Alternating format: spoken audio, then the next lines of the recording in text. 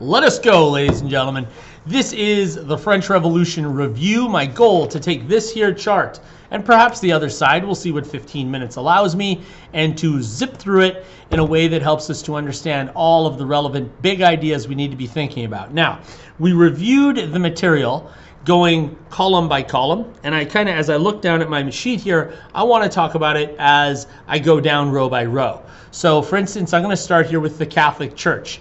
The Catholic Church, the first estate of France, small in size, probably less than 500,000 people total, huge amount of land, if you could look at the ratio of number of people they have, and they really don't pay any taxes to the throne either. What that means is you have an organization that is built as a traditional hub of strength within French society.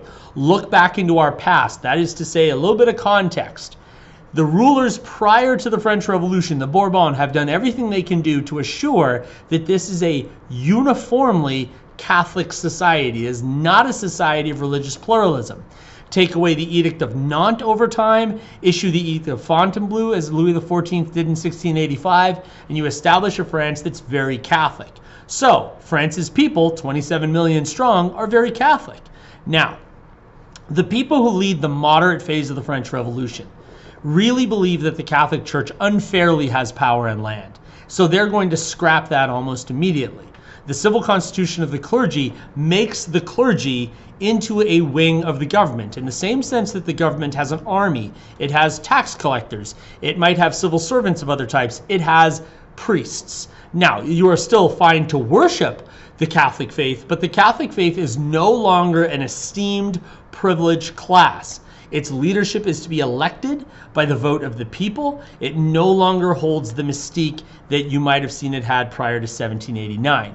Now, by 1792, when the radical phase begins, things are going to get much more dicey. The radical phase of the French Revolution is not content with the lowering of the status of the First Estate. Instead of merely doing that, they want to see this First Estate suffer. So you're going to see the targeting of the Catholic Church in a physical sense. Individuals of the church who are going to be set aside for execution as a result of the past sins, if you will, of the church. Now, in its place comes a revolutionary religion, I beg your pardon, that's extremely secular. A religion based on the ideas of worshiping and revering the ideals of the revolution. So as I look to the board over here on my right, it's the day of the cedar tree, right? And this is the month of, I think it's Frimaire, so it means it's supposed to be cold. The idea there is to try and get rid of any vestige of the Catholic Church. Eliminate any idea that the Catholic Church has some power within the society. No more saints on street names. No more saint days. No more, for instance, buildings dedicated to the church. Those are temples of reason and virtue and dignity and honor and you name it. And the Catholic Church's prestige in the society is going to go down. Now, when Napoleon comes along in 1800, Napoleon realizes that this de-Christianization movement really is the movement of a few kind of woohoo elites, not the sort of idea that really comes from the heart of the people. And Napoleon looks around, as any wise politician would, and says, my people are Catholic. Let them be Catholic for the love of God. Why do we not allow them that? So he does. In bringing back the Catholic Church, Napoleon is careful to make the church understand, you're coming back on my terms. I'm Napoleon. I will set the terms by which you exist. That means that you have to acknowledge that the revolution has been a positive. You have to acknowledge the secular goals of the faith. You have to acknowledge that I own the land you used to own. Don't try and get it back. But otherwise, my people are free to be Catholic again for the first time. So that's following the Catholic Church all the way through. There's less to say about the nobility. Prior to 1789, nobles in France would have enjoyed a privileged existence. Many of them born into that realm, some of them bought into that realm over time by purchasing noble titles. But after 1789 and the Declaration of the Rights of Man, the nobility is largely scuttled away.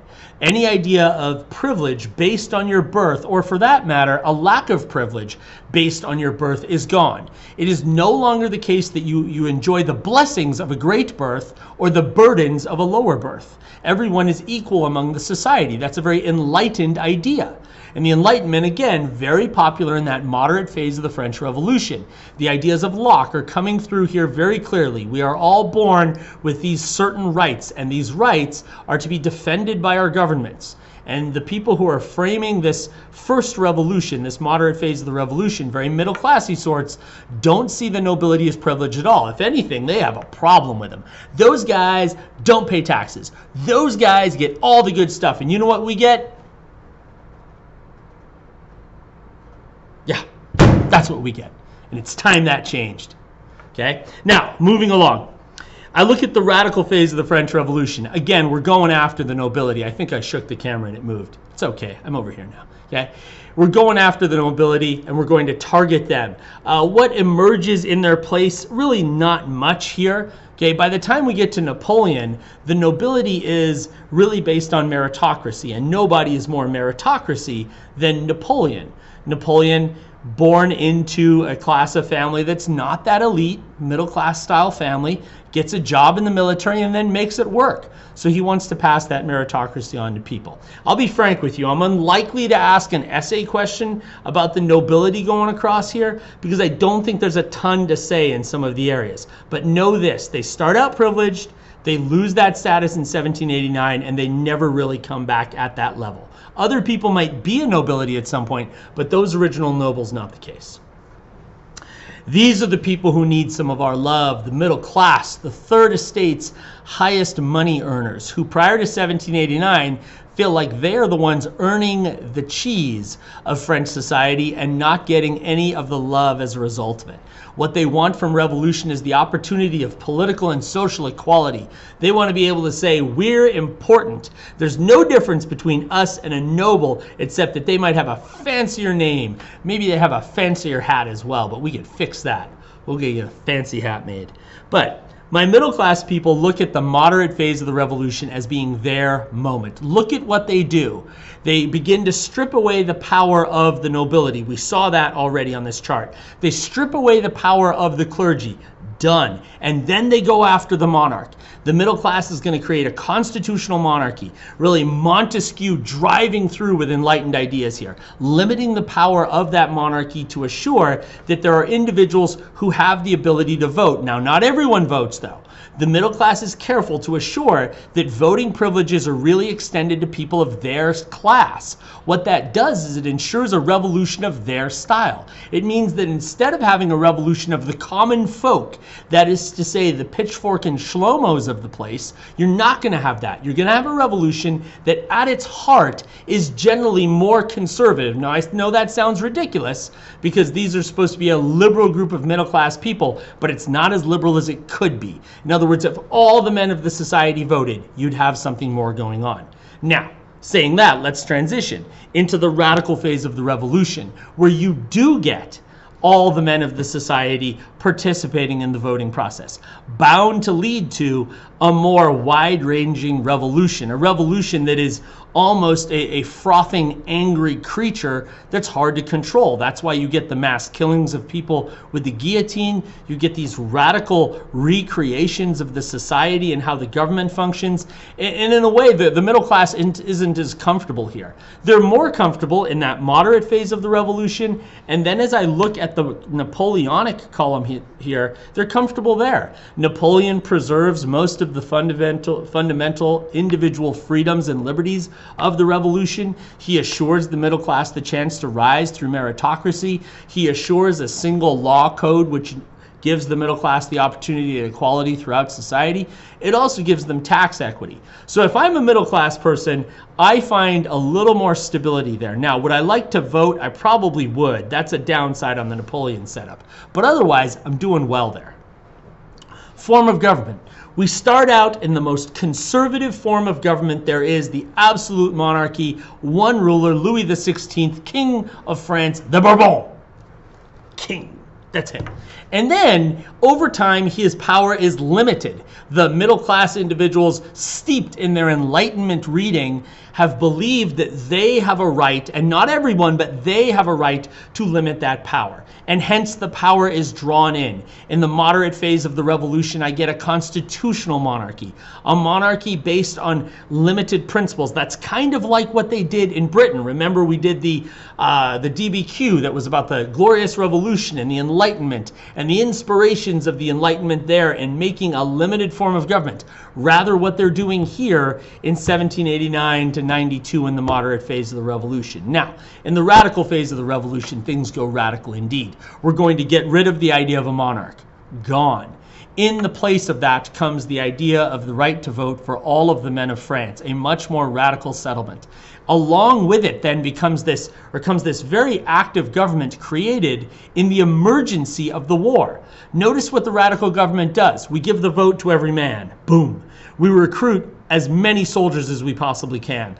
We begin to tax across the board and seize goods and control the economy. We've got maximum prices on bread, minimum wages. At the same time, we go about that goofy calendar business and tell you to wear the right pants. But what we really should be taking away from that is a society that is trying at every single turn to be as war-focused as possible. That's what the radical phase is about. Win the war against the foreign powers, preserve the revolution.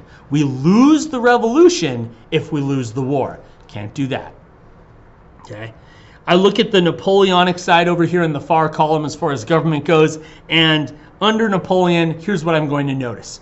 That the government goes back to being more absolutist, but Napoleon would frame that in the sense of being an enlightened absolutist. Look at what Napoleon does. He is the lone ruler, yes, but at the same time, you've got a guy who's tolerant of religion, although he's not tolerant of criticism, so that's a downside.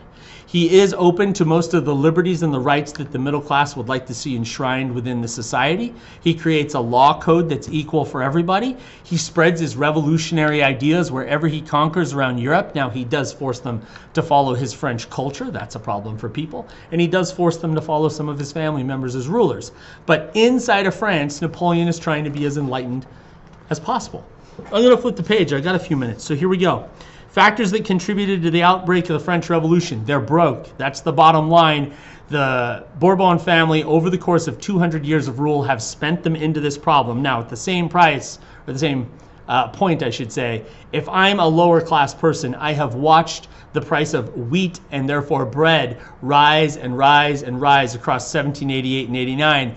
And what that means is I'm not necessarily politically motivated towards revolution, but I'm hungry, and hungry equals mad sometimes. Okay. There's also an Enlightenment criticism of the old regime going on. My middle class in particular has been reading a lot of the Enlightenment works, and they're feisty. Discuss ways in which women participated, particularly events like the Women's March out to Versailles. Women are plenty of the members of the sans-culottes who are hounding and rounding up all of the enemies of the revolution. But it's important to keep in mind that no matter how radical this gets, no matter how out there the radical phase of the French Revolution might be, you do not see steps taken to try and legislate female equality, either in a legal sense or in a social sense, in an educational sense. Women are political actors here, but they are not allowed to be leading actors on the stage. Purpose of the continental system. The continental system is Napoleon's way of defeating Britain. He feels like Britain has an ill-gotten strength. What do I mean by that? That Britain's strength is really achieved through trade and business and commerce, and in Napoleon's eyes, that's kind of, it's kind of half-right. It's not that great. You know how real nations rise? The army. And so Napoleon is going to try and squeeze the economy of the English. What if we don't trade with you at all, England? What if we leave you on the outsides and we force all of your trading partners to go into business with other people? That's Napoleon's goal, and that's what he's going to try and do. Unfortunately, England sells everything to everyone, and these countries that have depended upon England can't depend on France to provide what they're missing, and therefore you're going to end up with countries that rebel against the French very quickly. Lastly, principles of Vienna, balance of power, assure that we don't see war down the road. Legitimacy, reinstalling rulers who were in power prior to 1789, like for instance the Bourbon in France, but in other countries as well, and at the same time trying to assure that there's an overall communal effort towards stability. We see revolution as a group, we stomp it out. We see a problem, we make sure that that idea, particularly any idea like nationalism, liberalism, leftist type ideas, get knocked down by the great powers of Europe. We've been reviewing for a few days, folks. You're primed for a good result. Let's have it.